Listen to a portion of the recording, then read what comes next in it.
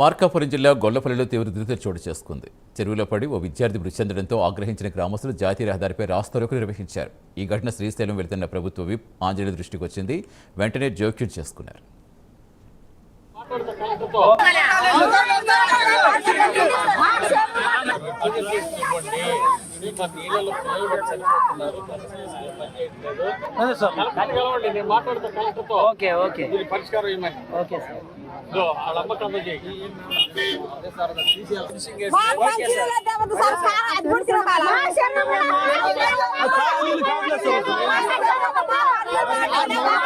నమస్తే అండి, నేను జీవీఆర్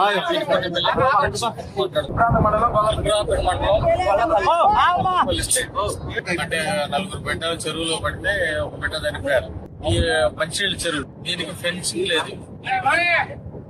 లేదు అంటే వీళ్ళు ఈ మంచినీళ్ళ స్కీమ్ కూడా పనిచేయట్లేదు. అసలు ఈ చెరువు వద్దు తీసేయమంటున్నారు. అంటే ఈ ఎస్సీ కాలనీ పక్కనే ఉంది. గతంలో 3 చనిపోయారట. దీన్ని తొందరలో మీరు ఒక విజిట్ పెట్టుకొని మీరు దీన్ని అందరికి ఉపయోగపడే విధంగా చేసి ఫెన్సింగ్ చేసి ఒక బిడ్డ కూడా ఇబ్బంది లేకుండా రక్షణ చేయాలి. ఇప్పుడు 4 బిడ్డలు చనిపోవాల్సింది అదృష్టవశాత్తు మిగిలిన బయటపడ్డారు. ఒక బిడ్డ చనిపోయారు.